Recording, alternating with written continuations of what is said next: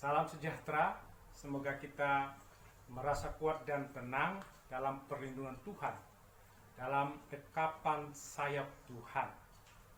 Marilah kita mendalami tentang perlindungan Tuhan dengan membaca Mazmur 91 ayat 2-4. Tempat perlindunganku dan kubu pertahananku, Allahku yang kupercayai. Sungguh, Dialah yang akan melepaskan engkau dari jerat penangkap burung, dari penyakit sampar yang busuk. Dengan kepaknya, Ia akan menundungi engkau, di bawah sayapnya engkau akan berlindung. Kesetiaannya ialah perisai dan pagar tembok. Melalui Mazmur 91 ini, kita didorong agar teguh percaya pada Tuhan dan datang berlindung pada Tuhan. Bukan berlindung pada teman, manusia, uang, benda, atau materi. Gedung gereja juga bukan tempat perlindungan. Hanya Tuhan perlindungan kita. Bait Allah pernah diruntuhkan musuh ketika umat tidak mencari perlindungan dari Tuhan, tapi mencari pada manusia, pada benda yang disembah, pada aturan agama. Nyatanya, benda dan aturan agama tidak dapat melindungi manusia dari musuh dan badai hidup. Raja, pemimpin agama, juga tidak dapat melindungi umat, karena raja bisa dikalahkan musuh. Perlindungan sejati hanya dari Tuhan, sebab Tuhan tidak pernah kalah, tidak pernah gagal.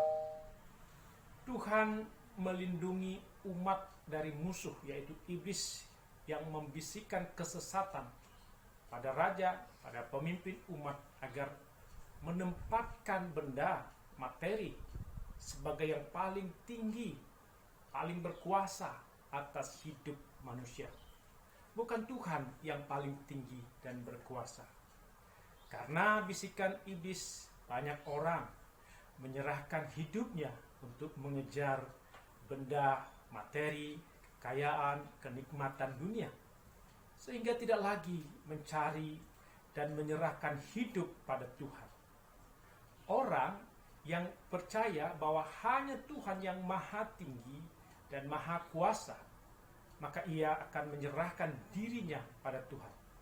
Seluruh hati, jiwa, pikiran, tenaga digunakan untuk mencari kehendak, pikiran, dan rencana Tuhan.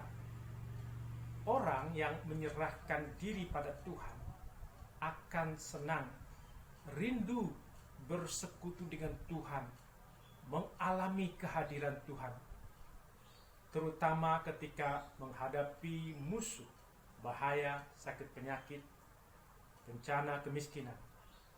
Persekutuan dengan Tuhan menjadi tembok untuk kita bersembunyi, kubu pertahanan, benteng yang kokoh dalam menghadapi musuh, menghadapi iblis, ancaman, bahaya, penyakit, kelaparan, bencana, kejahatan, penyesatan.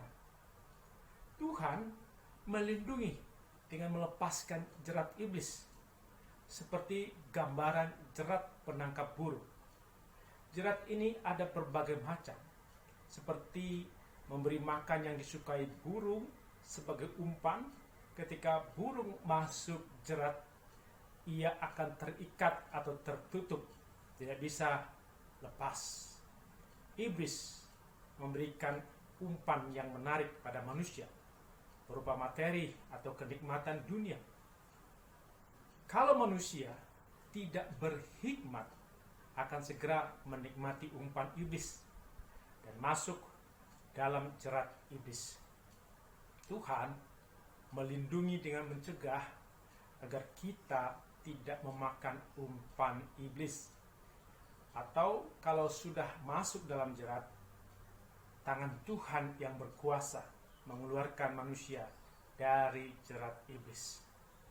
Pada masa pandemi ini, jerat iblis bisa melalui makanan, minuman. Karena sangat bernafsu dalam makan dan minum, lupa cuci tangan, lupa jaga jarak.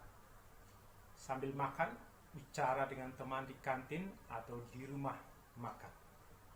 Tuhan memberikan hikmat dalam protokol kesehatan agar kita tidak masuk pada jerat yang merusak hidup.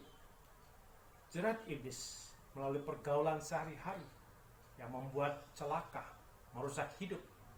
Seperti pemuda M bergaul dengan orang yang biasa minum alkohol berlebihan hingga mabuk. Kemudian sambil mengendarai kendaraan, dia kecelakaan dan meninggal.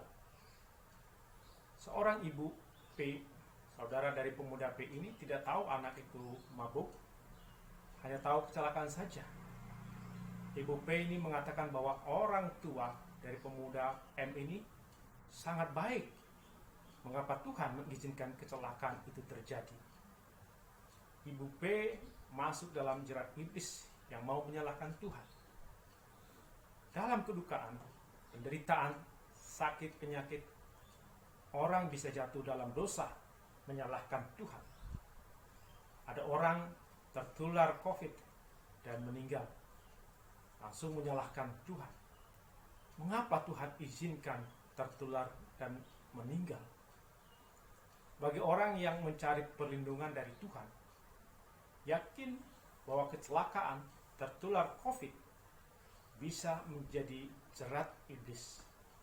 Karena itu, kita berserah pada Tuhan, meminta Tuhan agar kita dilepaskan dari jerat iblis dan tidak menyalahkan Tuhan. Tuhan melindungi dengan melepaskan manusia dari penyakit sampar atau pes, yaitu penyakit menular pada manusia. Penyakit sampar disebabkan oleh hewan pengerat, terutama tikus. Bagaimana Tuhan melepaskan orang dari penyakit sampar? Tuhan memberi hikmat agar manusia tidak menyediakan tempat bagi tikus di rumah, di gudang, di kantor, atau di pasar. Penyakit sampar bisa dilepas kalau manusia tidak ada kontak dengan tikus dan kotorannya. Apabila manusia tertular penyakit sampar, Tuhan juga memberi daya tahan dari tubuh untuk melawan penyakit itu.